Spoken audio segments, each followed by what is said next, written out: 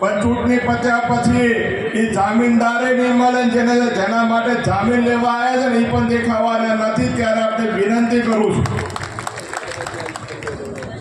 જ્ઞાનીબેનનું આજે મામેરું ક્ષત્રિય સમાજે અહીંયા ચૂંદડી ઉડાડીને અને સાકરને નાળિયેર આપીને જ્યારે અહીંયા ભર્યું હોય, ખરું મામેરું તો 7મી તારીખે કોંગ્રેસ પાર્ટીના પંજા પર જ્ઞાનીબેનને વોટ અપાવીને આપણે ભરવાનું છે.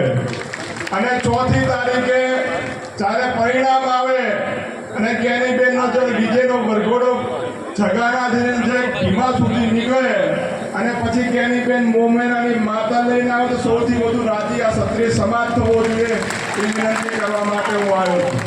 હવે બીજા બધા વક્તા કહે છે સમગ્ર આજે માત્ર આ રૂપાલાના મુદ્દે નહીં પણ કોઈ પણ મુદ્દો હોય, ચાહે કોઈ પણ ક્ષત્રિય સમાજનો કોઈ પણ ભાગ હોય, ગમે ત્યારે એકબીજાને જરૂર પડે ને ત્યારે બધા એક જાજન પર આવજો એ વિનંતી પણ આપ સૌને કરું છું. આજે ક્ષત્રિય સમાજની વ્યાખ્યા કોણ? એના બ્રહ્મ સમાજના ક્ષત્રિયો